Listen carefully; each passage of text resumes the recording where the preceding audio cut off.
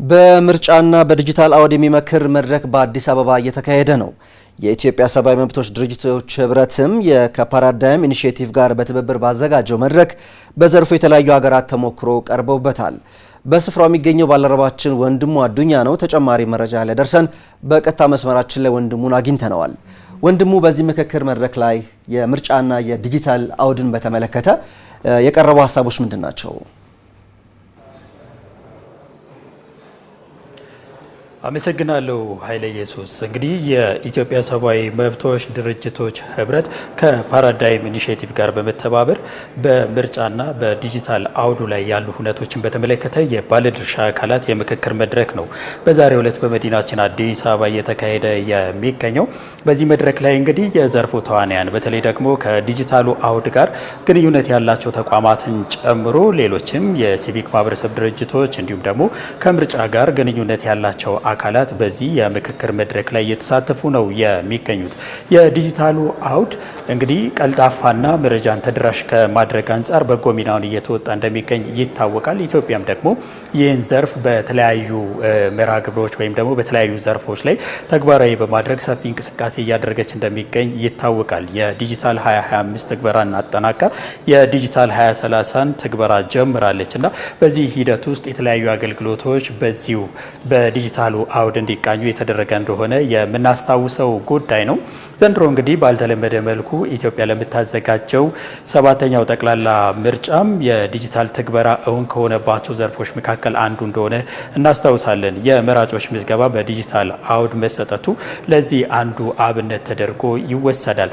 እነዚህ በጎ ጎኖች እንደተጠበቁ ሆነው በተለያየ አይነት መልኩ ደግሞ የራሱ የሆነ አሉታዊ መንገድ እንዳለውም ጭምር ይነሳል። የዲጂታሉ አውድ በተለይ ደግሞ በምርጫ ወቅት የሚሆኑ ሁነቶች ለዚህ እንደ አንድ ማሳያ ሊጠቀሱ ይችላሉ። በተለይ ደግሞ አሁን ላይ በርካታ ማህበረሰብ በተለይ ደግሞ ወጣቱም ሆነ ሌሎች ዜጎችም የዲጂታል ፕላትፎርሞችን የመጠቀም ዝንባሌያቸው ከፍ ያለበት ወቅት ላይ ነው የምንገኘው። መረጃዎችን በዛው ልክ በእነዚህ አማራጮች ለተለያዩ የህብረተሰብ ክፍሎች እየደረሱ የሚገኙበት ወቅት ነው። እነዚህ ሂደቶች በነፃነት መረጃን ለማንሸራሸር እድል የፈጠሩ ቢሆንም ነገር ግን የተሳሳቱ መረጃዎች እንዲሁም ደግሞ የተዛቡ መረጃዎችን በማሰራጨት ሂደት ውስጥ የራሳቸውን አሉታዊ ሚና እየተጫወቱ እንደሚገኝም ጭምር ነው የሚነሳው። እነዚህ ሂደቶች በምርጫ ሂደት ላይ የራሱን የሆነ አሉታዊ ጫና እያሳደረ ይገኛል። በተለይ ደግሞ ዜጎች ምርጫ በሚመርጡበት ወቅት ላይ የተዛቡ መረጃዎችን እንዲደርሷቸውም እድል የመፍጠር ሂደቱ ሰፊ ስለመሆኑም ጭምር ነው የተነሳው። የተለያዩ የአፍሪካ ሀገራትም በእንደዚህ ያለ ሂደት ውስጥ ማለፋቸውም በመድረኩ ላይ እንዲሁ ተጠቅሷል። እነዚህ ሂደቶች ጤናማ ምርጫ ለማካሄድ እንቅፋት መሆናቸውም ጭምር ነው የተነሳው። ከ15 ቀናት ያልበለጠ ጊዜ ያላት ኢትዮጵያም በዚህ አውድ ላይ እንደሚገኝ መጠን የምርጫ ሂደቱ ሲከናወን እነዚህን ነገሮች መቆጣጠር በሚቻልባቸው አግባቦች ላይ ባለድርሻ አካላት ምን መከወን አለባቸው በሚለው ላይ ነው እንግዲህ ዛሬ የምክክር መድረክ የተዘጋጀው። በምክክር መድረኩ ላይ ተገኝተው መልእክት ያስተላለፉት የኢትዮጵያ ሰብአዊ መብቶች ድርጅቶች ዋና ሊቀመንበር የሆኑት መስዑድ ገበየሁ ናቸው። እሳቸውም በንግግራቸው ላይ ቀደም ብዬ ያነሷቸውን ሀሳቦች በሚያጠናክር መልኩ መልእክታቸውን አንስተዋል።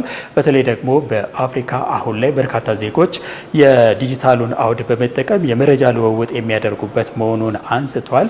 ይሁንና ግን እንዲህ ያሉ የመረጃ ፍሰቶች ቢኖሩም ለተሳሳተ መረጃ እንዲሁም ደግሞ ለሌሎችም አሉታዊ ለሆኑ መረጃዎች መሰራጨት የራሱን በጎ ሚና እየተወጣ በመሆኑ እዚህ ላይ የሚመለከታቸው አካላት ቆም ብለው ሊመለከቱ እንደሚገባም ጭምር አንስተዋል። ነጻና የመረጃ ነጻነትንም በማይገድብ መልኩ የተለያዩ መረጃዎች እየተሰራጩ መሆኑን እንዲሁም አንስተዋል። ይሁንና ኢትዮጵያም በእንዲህ ያለ ሂደት ውስጥ እንደማለፏ መጠን አሁንም ምርጫ ልታካሄድ በመሆኑ በዚህ ሂደት ላይ የዲጂታሉ አውድ የራሱን ሚና እንዲወጣ ከአሉታዊው ባለፈ በአዎንታዊ መልኩ በጎ ሚናዋን እንዲወጣ ባለድርሻ አካላት ሚናቸውን ሊወጡ እንደሚገባ የሚያሳስብ አይነት መድረክ ስለመሆኑም ጭምር ነው መመልከት እየቻለው። በመድረኩ ላይ ቀደም ብዬ ለመጥቀስ እንደሞከርኩት ለዲጂታሉ አውድ ቅርበት ያላቸው ተቋማትን ጨምሮ ሌሎች የሚመለከታቸውን ባለድርሻ ባለድርሻ አካላት እየተሳተፉ ነው የሚገኙት። የኢንተርኔት አቅራቢ ተቋማትም እንዲሁ የመድረኩ አንዱ ተሳታፊዎች ስለመሆናቸው ጭምር ነው የተነሳው። በዚህ መድረክ ላይ እንግዲህ እንደ ማጠቃለያ ወይም ደግሞ መነሳት ያለባቸው ጉዳዮች ዜጎች የተለያዩ የዲጂታል አማራጮችን በመረጃ ምንጭነት ሲጠቀሙ ኃላፊነት በተሞላው አግባብ ሊያካሂዱ እንደሚገባም ጭምር የተነሳበት ነው። ጤናማ የሆነ እንዲሁም ደግሞ የታለመውን የምርጫ ሂደት እንዲካሄድም ሁሉም የበኩሉን መወጣት እንዳለበትም ጭምር ነው የተነሳው። ዜጎች ከሚያደርጉት እንዲህ ያለ ስራ ባሻገር የኔትወርክ አቅራቢ የሆኑ ተቋማትም በምርጫው እለት ላይ ከመቼውም ጊዜ በላቀ መልኩ አቅርቦታቸውን ማሳደግ እንደሚገባቸውም ጭምር ነው የተነሳው። ይህ የማይሆን ከሆነ ምናልባት ዜጎች የመሸበር እድላቸው ሰፊ ስለሚሆን ከወዲሁ መሰል ጥንቃቄዎች ሊደረጉ እንደሚገባም ጭምር ነው የተነሳው። ጠቅለል ባለመልኩ የዛሬው መድረክ በዚህ አንኳር ጉዳዮች ላይ የመከረ ሆኗል። ኃይለ ኢየሱስ